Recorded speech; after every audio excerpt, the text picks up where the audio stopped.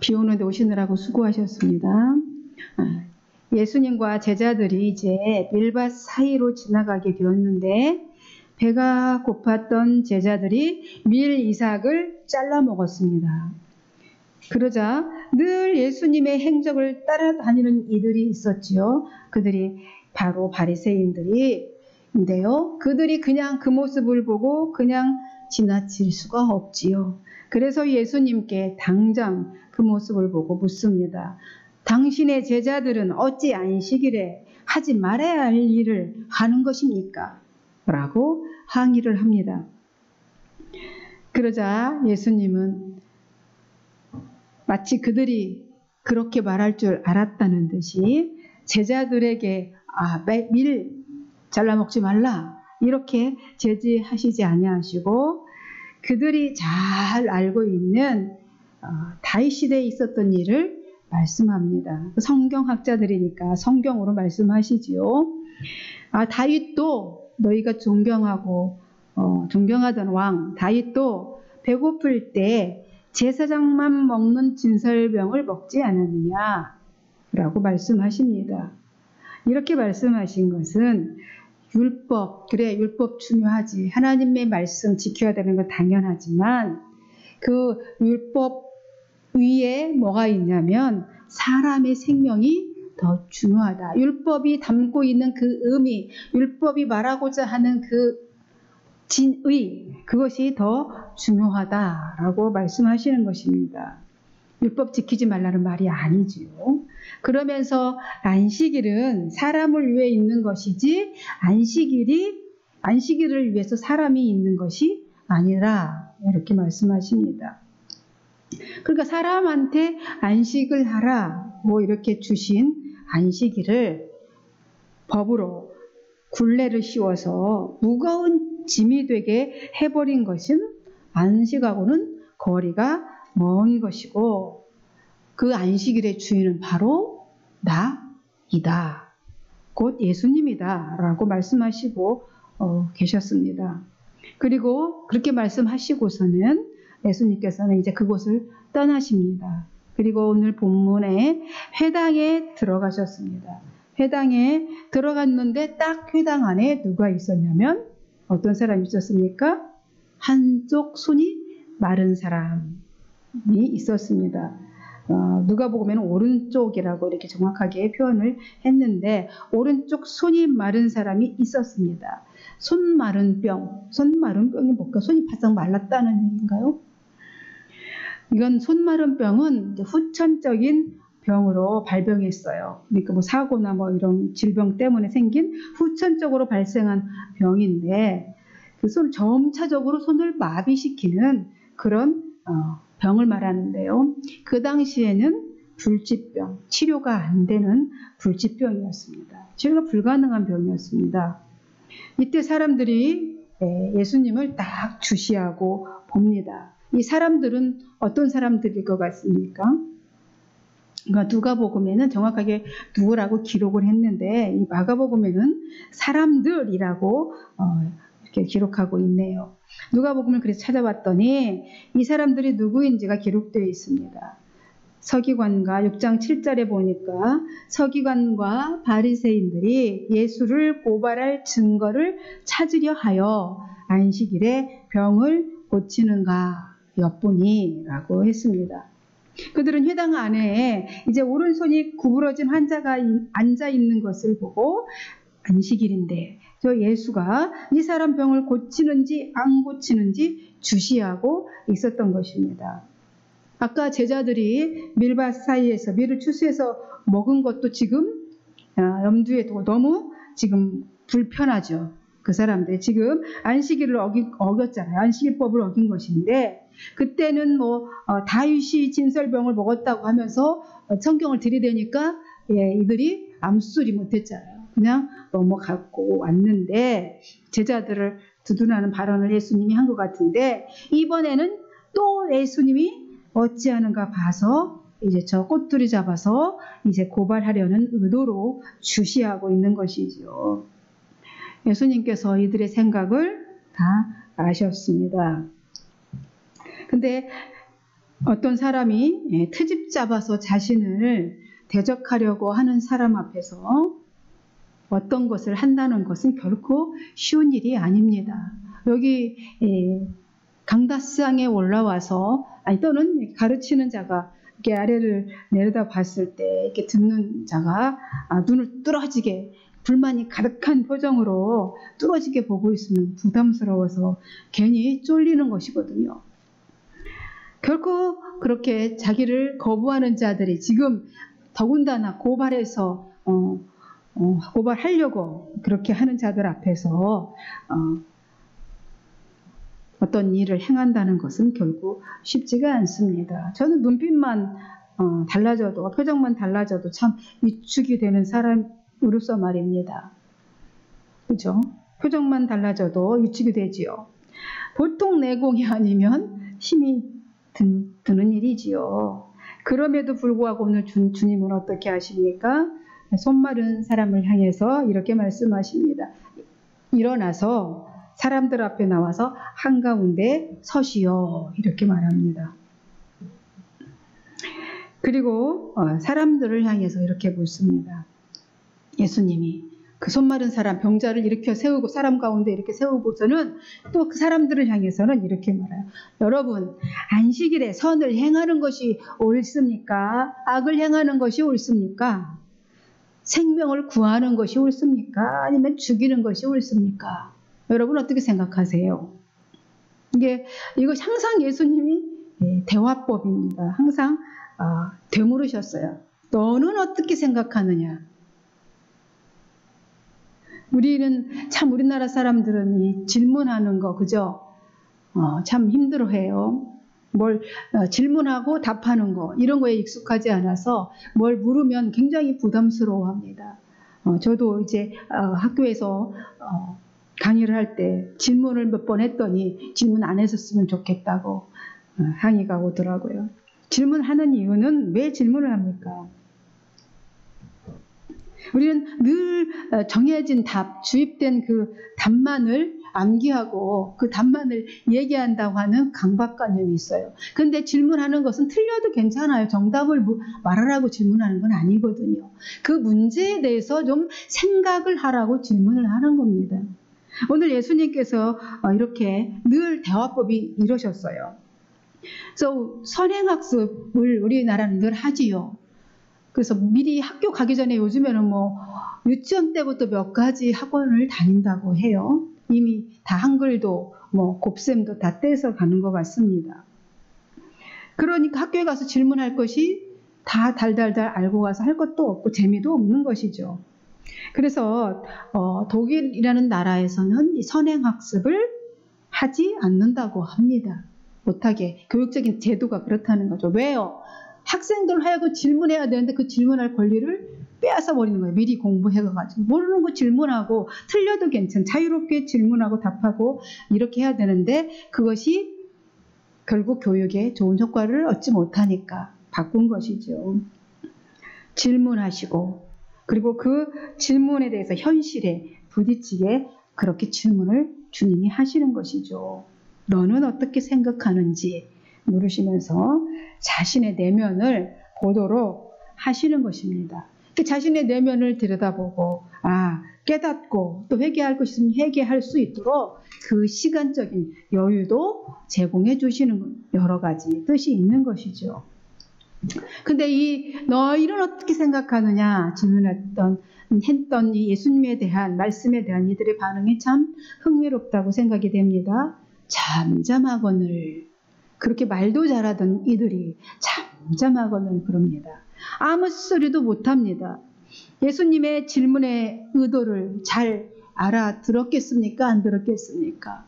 예수님이 왜 그렇게 질문하는지 그 의도도 알았을 것이고 그 답도 이미 알고 있으면서 한마디의 대답도 하지 않습니다.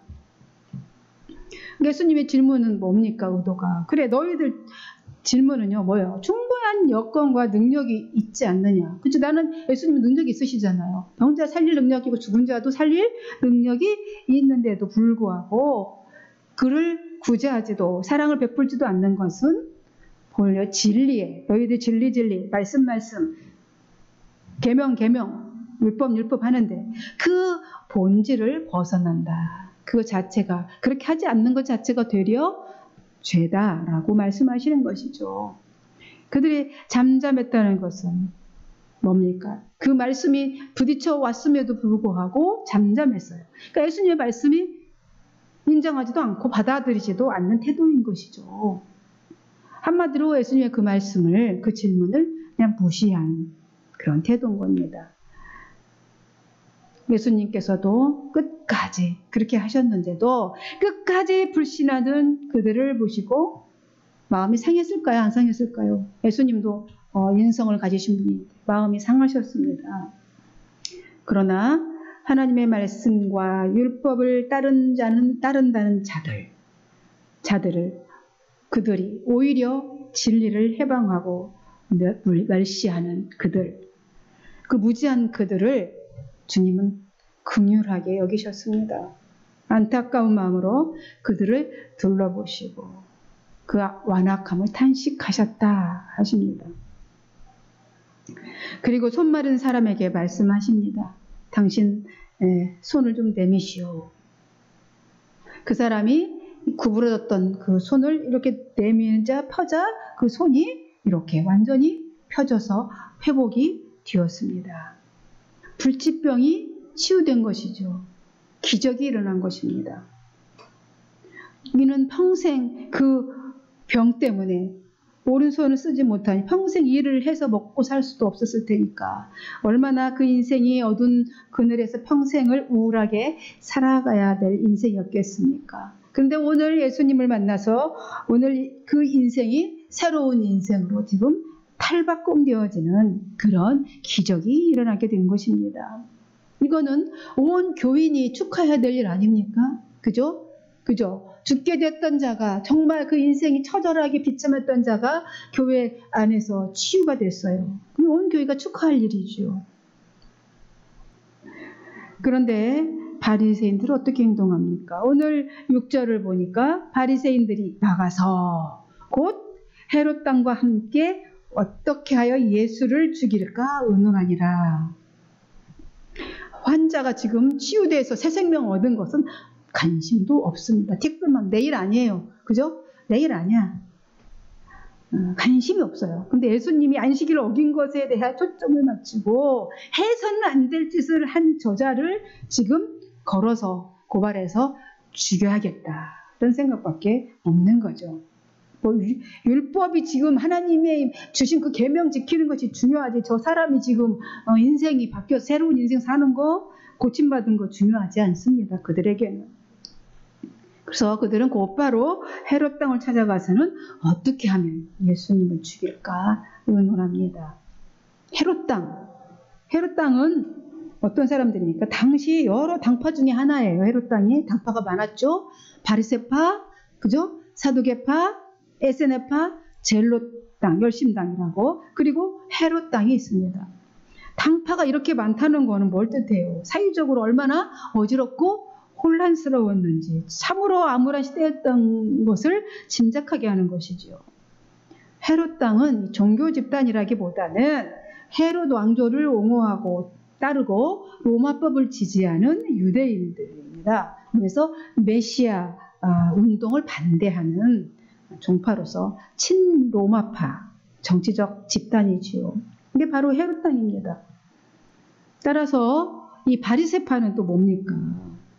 외세를 배척해요. 그런 지금 우리 압제를 하고 로마의 세력을 배척하는 바리새인들과는 절대로 가까워할 수 없는, 가까워질 수가 없는 관계에 있는 자들이지요. 근데 오늘 예수님을 모함하고 죽이는 일에 어떻게 서로 힘을 합쳐요. 참 웃기죠. 서로 힘을 합해요. 악한 일에 모입니다. 서로. 적도 힘이 서로 적이 아군이 돼가지고 예수님은 이제 회당에서 다시 제자들과 함께 이제 바닷가로 나갑니다. 그러니까 예수님에 대한 소문을 들은 사람들이 이제 병자를 고쳐주고 그들은 이제 헤롯 땅으로 가서 예수님 죽이러 모의하러 가고 예수님도 이제 헤롯 회당을 떠나서 이제 다시 제자들과 함께 바닷가로 나가십니다. 예수님의 소문을 들은 사람들이 가만히 있지 않고 이제 병든 자들, 약한 자들이 쫓아오는 거죠. 남쪽에 있는 유대 사람, 예루살렘에 있는 사람, 저 북쪽에 이두메 사람, 요단강 건너편에 있는 사람, 또 두로와 시돈에서 살고 있는 디아스포라 유대인들까지 다 예수님께로 소식을 듣고 몰려옵니다. 너무 많은 사람들이 모여서 이제 예수님을 막 에워싸고 밀고 막 이렇게 되는 상황이 되었습니다. 그러니까 예수님을 막 만지려고 서로 예수님만 만지면 질병이 좀 나을까, 또 간절한 거죠. 병 낫고 싶어서 예수님께로 쫓아온 사람들, 이들이 너무 힘드니까 주님이 이제 제자들에게 배를 띄우라 하고 배로 올라가셔서 말씀을 이제 가르치십니다. 그랬더니 더러운 귀신 들린 사람들도 예수님만 보기만 하면 그 발 앞에 엎드려져서 소리를 막 질러댑니다. 귀신이 막 드러나는 거죠. 보기만 해도. 당신은 하나님의 아들이십니다. 귀신들이 막 소리를 질러냅니다. 귀신 들린 사람들이 무슨 말인지도 모르고 질러대는 하나님의 아들. 귀신은 귀신같이 또 그 하나님의 아들 예수 잘 알지도 못하지만 누군지는 아는 거죠. 당신은 하나님의 아들이십니다. 라고 하면서 소리를 질러댑니다. 그러면 예수님은 자신이 누구인지 나타내지 마라. 귀신이, 사단의 졸개들인 귀신이 예수님을 드러내고 막 퍼치고 다니면 제대로 예수님을 증거되겠습니까? 엄하게 꾸짖어서 경계합니다. 조용히 해. 조용히 하고 떠나. 꺼져. 이러는 거죠. 입 닥치고 꺼져라. 쉽게 얘기하면 엄하게 꾸짖습니다. 예수님의 일상은 이렇게 온종일 사역하시느라 바쁘십니다. 그런데 오늘 보니 또 산에 오르십니다. 바닷가에서 말씀을 가르치시고 병자를 치유하시고 귀신을 내쫓으시고 또 산에 오르셨습니다. 그리고 자기가 원하는 자들을 부르셨다. 오늘 13절에 보니까 산에 오르사 자기가 원하는 자들을 부르시니 나온지라 그럽니다. 산에 오르셨다고 하는데 이 산은 우리가 아는 무슨 관교산이나 지리산 같은 그런 설악산 같은 그런 개념을 가지고 생각하면 안 됩니다. 여기서 말하는 산은 동산이나 구름 같은 것을 말합니다. 그 지형에 이런 동산 같은 것이 많이 있었던 것 같습니다. 예수님이 산에 오르실 때는 보통 왜 산에 오르십니까? 우리 산에 오르사 앉으시니 제자들이 나온지라. 사람들이 나온지라. 그렇죠? 산상에서 가르치는 산상 보훈의 말씀도 산에서 가르쳤어요. 그러니까 어떤 새로운 비전을 바라보고 비전을 말씀하실 때, 가르치실 때 산에 주님이 주로 올라가셨습니다. 이 산으로 예수님은 자신이 원하는 자들을 부르십니다. 자신이 원하는 자들. 여러분, 왜 예수님은 나 같은 부족한 사람을 부르셨을까요? 참 이 질문을 너무너무 많이 하면서 저는 이 길을 가고 있습니다. 왜 나 같은 사람, 왜 부족한 사람을 이렇게 부르셨을까요?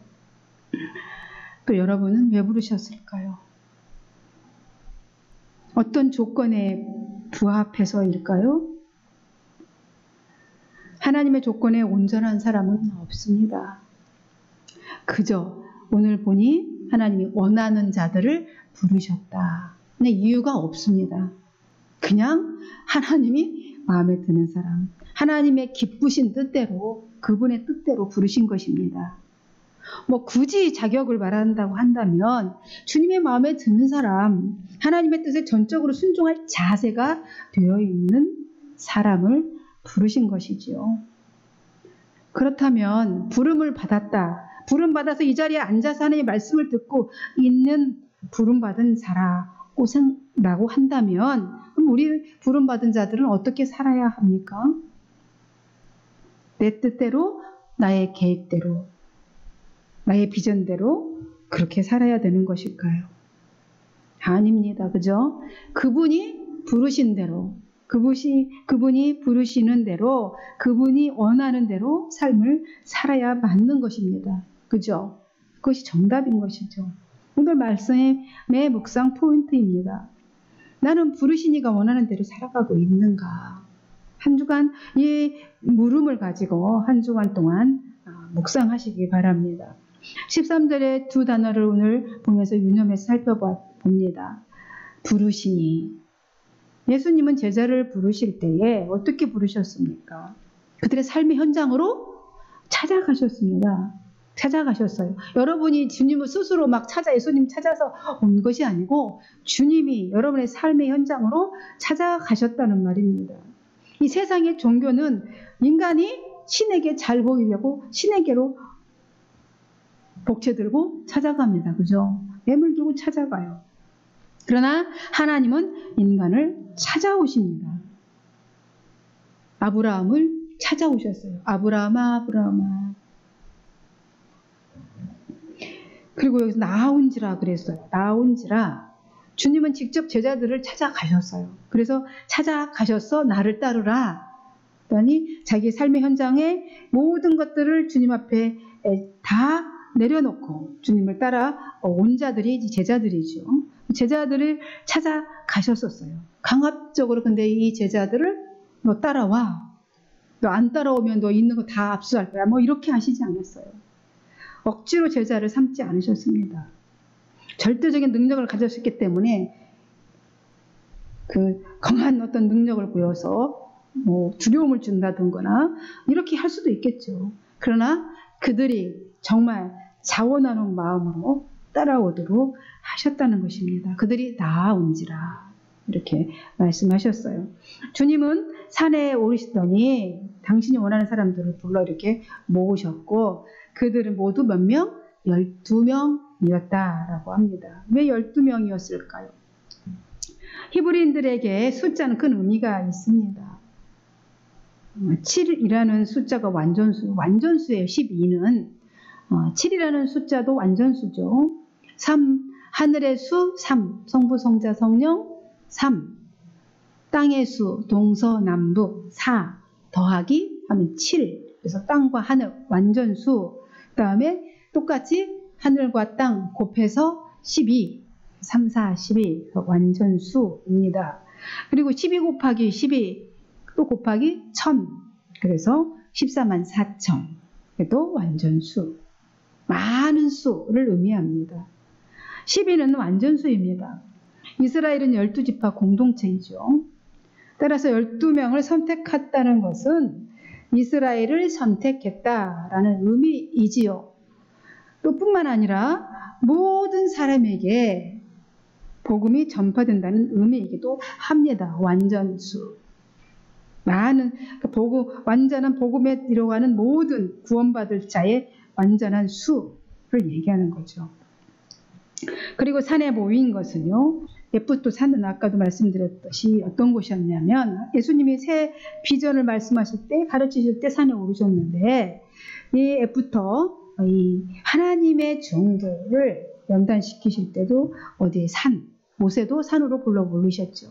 산에 오르셨고 하나님의 뜻을 계시한 곳도 하나님의 산이었고 또 인간을 만나는 것 그것도 그죠. 엘리야가 산에 올라서 기도하고 있었잖아요. 갈멜산에. 산에서 인간을 또 만나 주셨습니다. 이게 산이에요.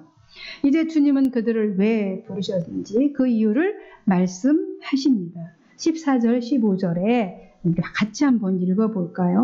시작. 이에 12를 세우셨으니 이는 자기와 함께 있게 하시고 또 보내사 전도도 하며 귀신을 내쫓는 권능도 가지게 하려 하심이로라. 왜 불렀다고요? 왜 불렀다고요? 자기와 함께 있게 하고 보내고 전도도 하며 귀신 내쫓는 권능을 갖게 하도록 하기 위해서 부르셨다 이 얘기합니다. 먼저 첫째로 자기와 함께 하시기 위해서 부르셨습니다. 성령을 받은 사람은 함께하는 즐거움을 느껴야 합니다. 왜냐하면 삼위일체 하나님께서도 창조 이전부터 항상 함께 계십니다. 이것이 놀라운 신비 아닙니까? 교회 안에 짜증나는 사람들이 있을 수 있어요. 그래서 나는 교회 일이 짜증나고 복잡하고 힘들어서 난 교제 안 하고 조용히 그냥 혼자 신앙생활하고 싶다고 하는 사람들이 있습니다. 그냥 난 인터넷으로 예배 드리겠어. 더 은혜스러워. 이 사람들을 성령의 사람이라고 할 수 없습니다. 교회 공동체는 어떤 이익을 창출하거나 어떤 일의 성과를 올리는 그런 곳이 아니잖아요. 그죠? 어떤 우리가 여기서 이익을 창출하고 일의 성과를 올리는 곳입니까? 교회의 머리 대신 예수님께로 몸된 지체들이 모여서 함께 영적인 즐거움을 누리는 공동체입니다. 주 안에서 함께 찬양하고 기도하고 함께 삶을 나누며 교제하며 풍성한 신앙의 기쁨을 누리는 곳이 바로 교회의 공동체입니다. 성경은 이렇게 말하잖아요. 그래서 잠언서 18장 1절에 무리에게서 스스로 갈라지는 자는 자기 소욕을 따르는 자다. 이렇게 잠언서 기자는 말하고 있습니다. 그리고 우리가 많이 들었던 말씀이죠. 히브리서 10장에 24절에서 25절에 서로 돌아보아 사랑과 선행을 격려하며 모이기를 패하는 어떤 사람들의 습관과 같이 하지 말고 그랬어요. 그러니까 교회 공동체는 함께 모여서 영적인 즐거움을 찬양하고 기도하고 교제하며 떡을 떼며 이렇게 함께 신앙의 기쁨을 누리는 공동체인 것입니다. 힘써 모이라고 했습니다. 주님은 우리와 함께 하시려고 우리를 부르셨고 지금 주님을 함께 하려고 우리를 부르신 거예요. 지금도 함께 하고 계시고 또 세상 끝날까지 함께 하시겠다고 약속하셨습니다. 따라서 부름받은 우리는 주님과 항상 함께하는 그 즐거움을 우리 교회 공동체 안에서 맛보아야 하는 것입니다. 두 번째로 세상을 보내기 위해서라고 말씀하십니다. 부르신 이유가 세상은 어떤 것입니까? 다른 말로 하면 땅이라고도 하죠. 이 세상은 땅이라고도 하는데 하늘과 땅. 이 땅은 어둠의 권세가 주관하는 것입니다. 그래서 예배서 2장 2절에는 이 세상의 풍조를 따르고 공중의 권세를 잡은 자들을 따랐으니 곧 누구라고 불순종의 아들들 가운데 역사하는 영이라 그랬습니다. 세상의 주관자, 이 땅은 어둠의 권세가 주관하는 곳이죠. 그래서 바울은 말합니다. 에베소서 6장에 우리의 씨름은 혈과 육을 상대하는 것이 아니요 통치자들과 권세자들 또 어둠의 세상 주관자들과 하늘에 있는 악의 영들을 상대함이라. 엄청난 우리 대적자들을 지금 맞대하고 우리가 살아가고 있는 거죠. 통치자들, 세상의 통치자들, 권세자들, 또 어둠의 세상 주관자들, 하늘에 있는 악한 영들 상대하고 있어요, 저희가. 그러므로 우리는 전신갑주를 너희는 입으라 말합니다. 성도들이 이 세상 주관하는 악한 영들과 대적하고 싸우기 위해서는 성령으로 완전 무장을 해야 한다는 것입니다. 대충 이러면 안 되는 것이죠. 따라서 제자인 우리는 이미 세상에 보내질 때 소금이다 라고 하는 겁니다. 그 세상을 상대를 어떻게 하라고요? 소금으로 상대하라는 겁니다. 잘 아시는 바와 같이 소금의 기능은 뭡니까? 부패를 방지하고 맛을 내는 거죠. 맛. 그죠? 제 기능을 하기 위해서는 이 소금이 가만히 뭉쳐서 덩어리로 있으면 되겠습니까? 뿌려져야 되는 거죠. 뿌려지고 또 녹아져야 하는 것입니다. 그냥 소금 덩어리 여기가 좋사오니 그냥 교회 우리 말씀만 많이 알고 많이 공부해서 교회 덩어리 소금 덩어리로만 교회 안에 뭉쳐있지 말라는 거예요. 보내사 소금에 뿌려져라. 소금으로 뿌려져라. 그래서 부패를 방지해라. 그 역할을 우리에게 맡겨주신 것이죠. 그래서 부패해져간 세상에 살만 나도록 우리 때문에 살만 나도록 그렇게 우리가 보내진 자들이라는 것이죠. 세상에. 그래서 우리는 또 그리고 소금일 뿐만 아니라 빛이다. 나에게 빛이 있다는 것이 아니라 내가 뭐 빛나는 내가 빛이 아니라 나를 빛나게 하라는 것이 아니라 빛을 드러내라. 나를 빛나게 해라. 내가 이렇게 교회 신앙생활을 잘해서 이렇게 세상의 물질과 세상의 어떤 명예와 이런 것 부귀영화를 다 이렇게 빛나는 인생이 되었다라고 이렇게 드러내라는 것이 아니라 우리 안에 있는 나에게는 빛이 없어. 우리 안에 누가 있어요? 예수가 있기 때문에 우리 안에 있는 빛, 참 빛인 예수님을 드러내라는 것입니다. 세상에 보내진 우리가 이를 위해 귀신을 내쫓는 뭐라고요?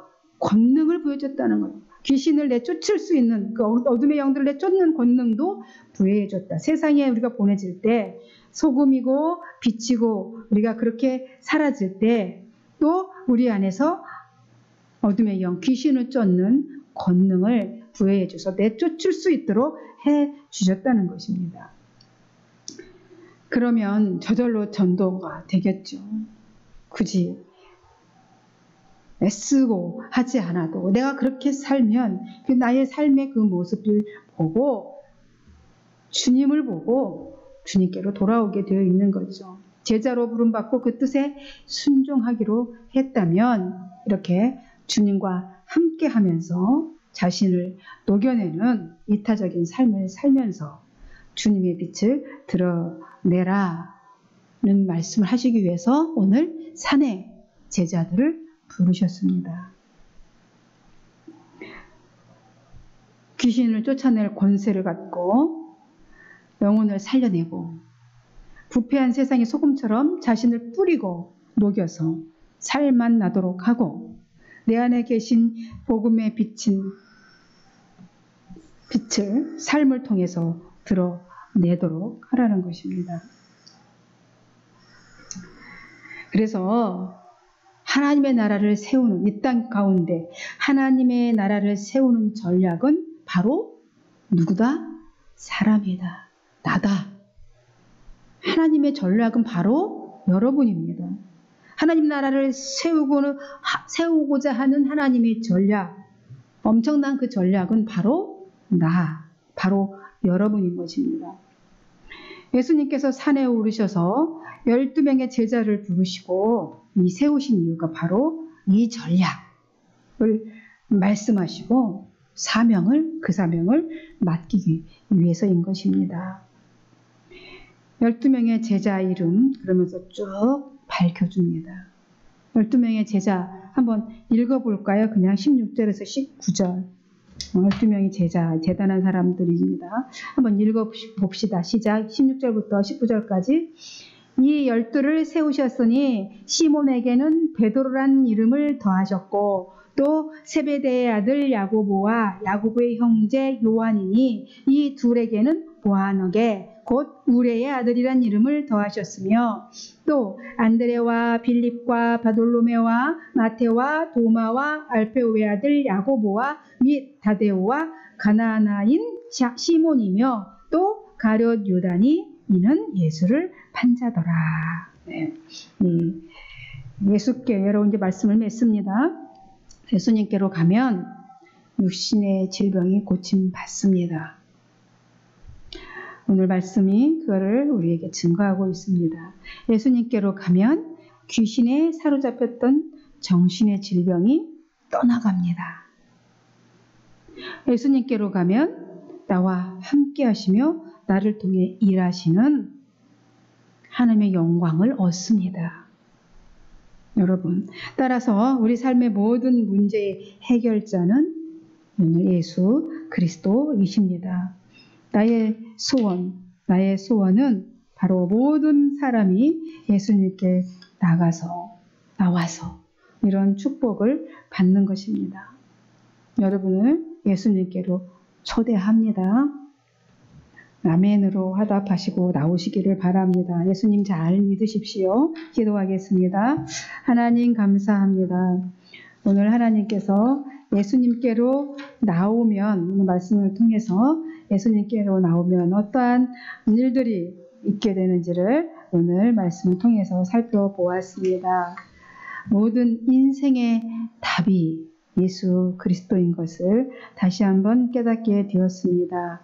예수님께 다 나올 수 있도록 저희들을 또 그렇게 전략적으로 잘 사용하여 주셔서 모든 사람들이 다 예수님의 그 축복을 누릴 수 있도록 인도해 주시기를 원합니다.